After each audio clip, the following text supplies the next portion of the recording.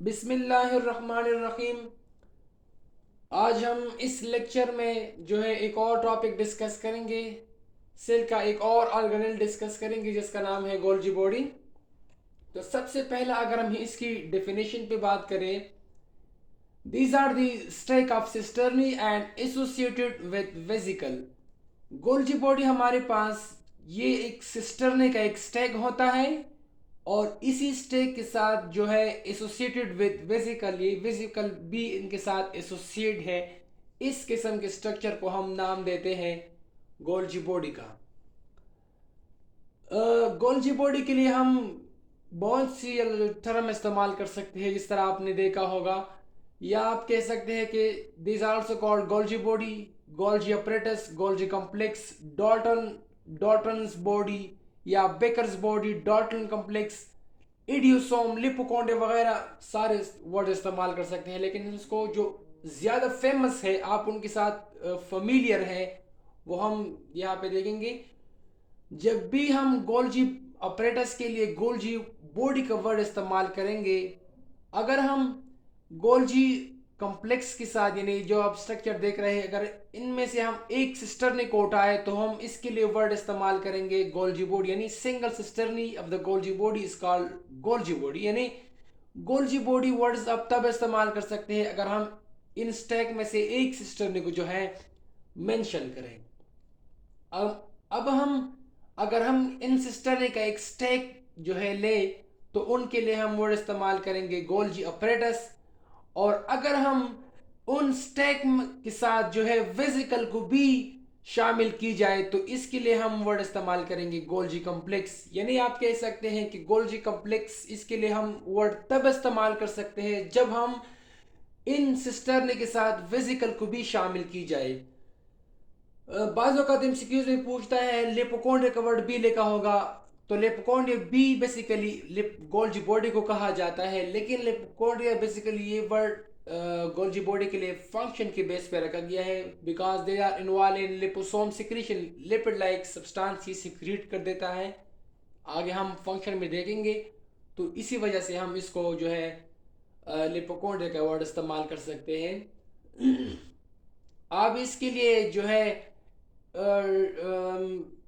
डिक्टाइसोम का वर्ड भी इस्तेमाल कर सकते हैं, लेकिन हम वो लेटर ऑन देखेंगे। प्लांट की बॉडी में हम उसको डिक्टाइसोम के नाम से जानते हैं। इसके बाद हम पढ़ेंगे इसकी डिस्कवरी। तो इटालियन बायोलॉजिस्ट कैमिलो गोल्जी ने जो है उनको 1898 में डिस्कवर कर दिया था while using special standing technique, और उसको जो है 1906 में नोबेल प्राइज भी मिला था। अब हम थोड़ा इसकी स्ट्रक्चर देखेंगे। तो स्ट्रक्चर में हमारे पास गोल्जी बॉडी की जो है दो फेजेस मेनली नजर आते हैं। एक को कहा जाता है सिस फेज और दूसरा जो है ट्रांस फेज। अब सिस फेज हमारे पास, it is also called forming phase और proximal phase. They are close to nucleus.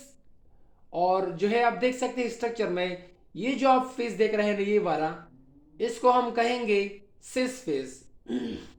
और ये फेज जो है अगर हम इसकी सेल में पोजीशन देखें तो ये फेज आपको सेल के न्यूक्लियस की तरफ जो है मिलेगा।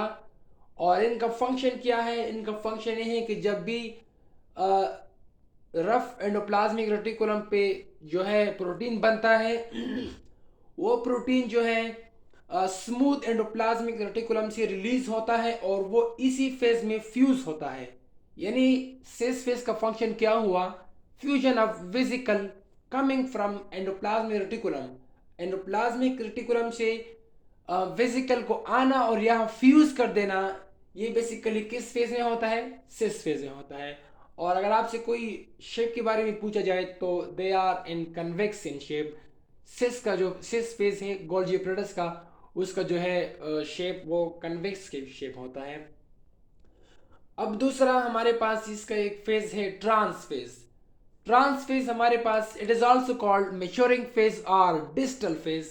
ये भी इसके लिए दो वर्ड इस्तेमाल कर सकते हैं।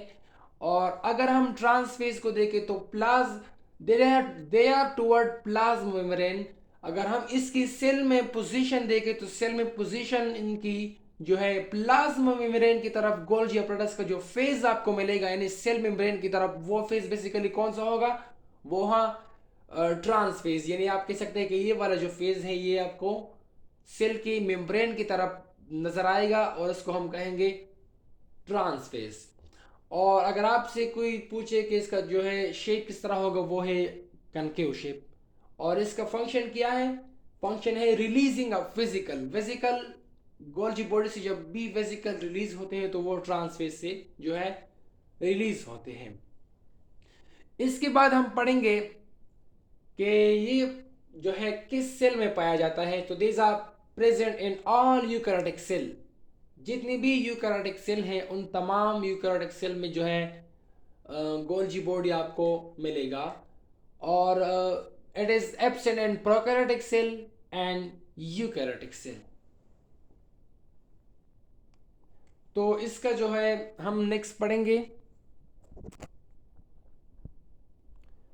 सो नाउ आज इसके बाद हम पढ़ेंगे कि जैसे कि मैंने बता दिया कि इसको हम डिक्टाइसोम भी कहते हैं। तो प्लांट की बॉडी में गोल्जी अपरेटस को हम डिक्टाइसोम के नाम से जानते हैं। क्यों इसको कहते हैं, बिकॉज प्लांट की बॉडी में अगर हम सिस्टर्न के रेंज को देखें तो वो रेंज तकरीबन 40 से अबाव होता है। क्योंकि प्लांट बॉडी इतने लंबी है, इनमें जो सिस्टर्न की तादाद है वो भी ज्यादा है, इसलिए हम इनको नेटवर्क बॉडी भी कहेंगे यानी डिक्टाइसोम। और याद रखिए अगर हम एनिमल की बात करें तो एनिमल में 3 to 7 सिस्टर्नी मैक्सिमम होती है। इसके बाद हम इसके फंक्शन पे आते हैं।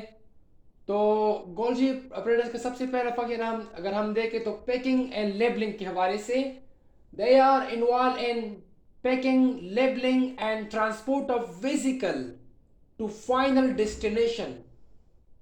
ट्रांसपोर्ट ऑफ वेसिकल को जो है फाइनल डेस्टिनेशन तक पहुंचना, ये भी गोल्जी अपरेटस तक काम होता है। और इसी फंक्शन की वजह से हम उसको post office of the cell भी कहेंगे। इसके बाद है lysosome formation, they are involve in lysosome formation. लेकिन याद रखिए यहाँ पे मैंने तो नहीं लिखा, जब भी गोल्जी बॉडी लाइसोसोम बनाता है तो लाइसोसोम बनते वक्त गोल्जी बॉडी इस पे ये केमिकल उनके साथ ऐड कर देता है जिसको हम कहेंगे मेनोज 6 फॉस्फेट। मेनोज 6 फॉस्फेट ये केमिकल है जो लाइसोसोम के बनाते वक्त गोल्जी अपरेटस उन पे जो है लगा देता है यानी अटैच करवा देता है उनके साथ। और ये जैसे ही लाइसोसोम गोल्जी अपरेटस से जो है रिलीज होते हैं उन लाइसोसोम को हम कहेंगे प्राइमरी लाइसोसोम, जो कि हम नेक्स्ट लेक्चर में इंशाल्लाह इस पर डिटेल में बात करेंगे। इसके बाद इसका एक और फंक्शन है formation of micro bodies. Micro body को जो है बनाना, जिस तरह आप देख सकते हैं पैराक्सिसोम, गैलेक्सिसोम भी ये गोल्जी अपरेटस से ओरिजिनेट होते हैं। इसके बाद फोर्थ वन हमारे पास है plant Silwal formation. Plant Silwal formation में आप जानते हैं कि जैसे ही साइटोप्लाज्म जो है डिवाइड होता है तो इनके बाद सिलवाल बनता है। सिलवाल बनते वक्त गोल्जी अपरेटस वेसिकल को रिलीज कर देता है और अब वो वेसिकल आपस में फ्यूज होकर एक स्ट्रक्चर बना देता है जिसको हम कहेंगे phragmoplast. So they are involve in phragmoplast formation. इसके बाद हम पढ़ेंगे इसका जो फिफ्थ वन फंक्शन है वो है फॉर्मेशन ऑफ कंजुगेट मॉलिक्यूल। ये कंजुगेट मॉलिक्यूल को भी बना देता है जिस तरह ग्लाइकोप्रोटीन है या ग्लाइकोलिपिड है। लेकिन यहाँ पे एक और इम्पोर्टेंट बात, जब भी हम गोल्जी यानी जब भी सेल्स की सिक्रीशन कर रहा हो, वो तो जाहिर सी बात है गोल्जी की बॉडी की वजह से कर रहा हो, सेल का जो सिक्रीशन है वो मोस्टली हमारे पास प्रोटीन इन नेचर होती है, ये भी इंपॉर्टेंट बात है। और they are involve in glycolipid in glycoprotein.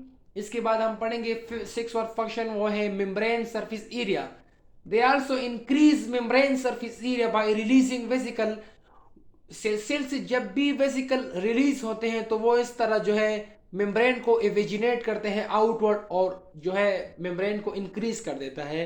और जो इसका फाइनल फंक्शन है वो है मॉडिफिकेशन। मॉडिफिकेशन ये वीरियस सब्सटेंस को जो है मॉडिफाई कर देता है। किस तरह मॉडिफाई कर देता है, आप जानते हैं कि रफ एंडोप्लाज्मिक रेटिकुलम में जो है राइबोसोम अटैच है, वो राइबोसोम क्या बनाता है, प्रोटीन बनाता है। वो प्रोटीन फिर स्मूथ एंडोप्लाज्मिक रेटिकुलम के जरिए गोल्जी अपरेटस में फ्यूज होते हैं और फ्यूजन की वजह से हमारे पास वो मॉडिफाई कर देता है लाइसोसोम में, और लाइसोसोम पर वह अपना फंक्शन जो है अदा कर देता है।